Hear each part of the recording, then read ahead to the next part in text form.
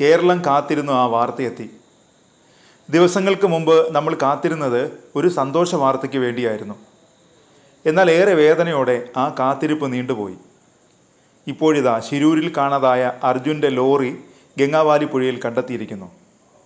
മത്സ്യത്തൊഴിലാളി ഈശ്വർ മൽപെ ഗംഗാവാലി പുഴയിൽ ഇറങ്ങി നടത്തിയ പരിശോധനയിൽ ലോറിയുടേതെന്ന് സംശയിക്കുന്ന ലോകഭാഗം കണ്ടെത്തി. ലോറിയിൽ ഉപയോഗിക്കുന്ന ജാക്കിയാണ് കണ്ടെത്തിയത്. ഇത് അർജുൻ ഉപയോഗിക്കുന്ന ലോറിയുടേത് തന്നെയെന്ന് ലോറി ഉടമ മനാഫ് പറഞ്ഞു. പുതിയ ജാക്കിയാണ് ലോറിയിൽ ഉണ്ടായിരുന്നത്. ഈശ്വർ മൽപെ മുങ്ങിയെടുത്തതും പുതിയ ജാക്കിയാണ്. അതിനാൽ തന്നെ ഇത് അർജുൻ്റെ ലോറിയിലുണ്ടായിരുന്ന ജാക്കി തന്നെയാണെന്നും മനാഫ് പറഞ്ഞു. ഹൈഡ്രോളിക് ജാക്കിക്കൊപ്പം അപകടത്തിൽപ്പെട്ട ടാങ്കർ ലോറിയുടെ 2 ഭാഗങ്ങളും കണ്ടെത്തിയിട്ടുണ്ട്. ഇതിനോടകം 3 വസ്തുക്കളാണ് കണ്ടെത്തിയത്. ചൊവ്വാഴ്ച വൈകിട്ട് 4:15 ഈശ്വർ മൽപെ പുഴയിലിറങ്ങി തിരച്ചിൽ ആരംഭിച്ചത്. നിരവധി തവണയാണ് പുഴയിലിറങ്ങി തെരച്ചിൽ നടത്തിയത്. മനാഫും അർജുൻ്റെ സഹോദരി ഭർത്താവ് ജിതിനും സ്ഥലത്തുണ്ട്. ചൊവ്വാഴ്ചത്തെ തെരച്ചിൽ അവസാനിപ്പിച്ചു. ബുധനാഴ്ച രാവിലെ 8:30 തെരച്ചിൽ ആരംഭിക്കും. കൂടുതൽ ആളുകളുടെ സഹായത്തോടെയായിരിക്കും ബുധനാഴ്ച തെരച്ചിൽ നടത്തുകയെന്നും ഈശ്വർ മൽപെ പറഞ്ഞു. ലോറി കണ്ടെത്താനാവുമെന്നാണ് പ്രതീക്ഷയെന്നും അടിയിൽ ഒഴുക്ക് കുറഞ്ഞിട്ടുണ്ടെന്നും മുങ്ങിത്താഴുമ്പോൾ അടിഭാഗം കാണാനാവുന്നുണ്ടെന്നും ഈശ്വർ മൽപെ പറഞ്ഞു.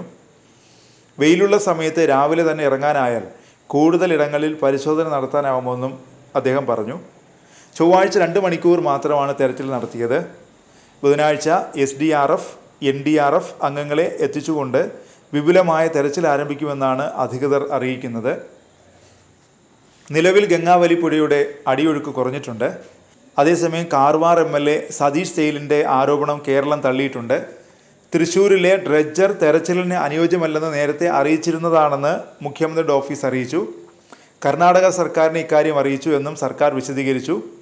തൃശ്ശൂരിൽ നിന്ന് ഡ്രഡ്ജിംഗ് മെഷീൻ എത്തിക്കണമെന്ന ആവശ്യം കേരളം പരിഗണിച്ചില്ലെന്നും MPയും MLAയും അനുകൂലമായി പ്രതികരിച്ചില്ലെന്നുമായിരുന്നു സതീഷ് സെയിലിൻ്റെ ആരോപണം. കാർവാർ MLAയുടെ വാദം തൃശ്ശൂർ ജില്ലാ ഭരണകൂടവും തള്ളി. തൃശ്ശൂരിലെ ഡ്രഡ്ജർ പ്രായോഗികമല്ലെന്ന് കർണാടക രേഖാമൂലം അറിയിച്ചെന്ന് തൃശ്ശൂർ ജില്ലാ ഭരണകൂടം വ്യക്തമാക്കി.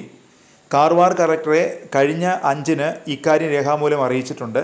കേരളത്തിൽ നിന്ന് വിദഗ്ധ സംഘം ഇവിടെ എത്തി നടത്തിയ പരിശോധനയുടെ അടിസ്ഥാനത്തിലാണ് പ്രായോഗികമല്ലെന്ന് അറിയിച്ചതെന്നും ജില്ലാ ഭരണകൂടം അറിയിച്ചു.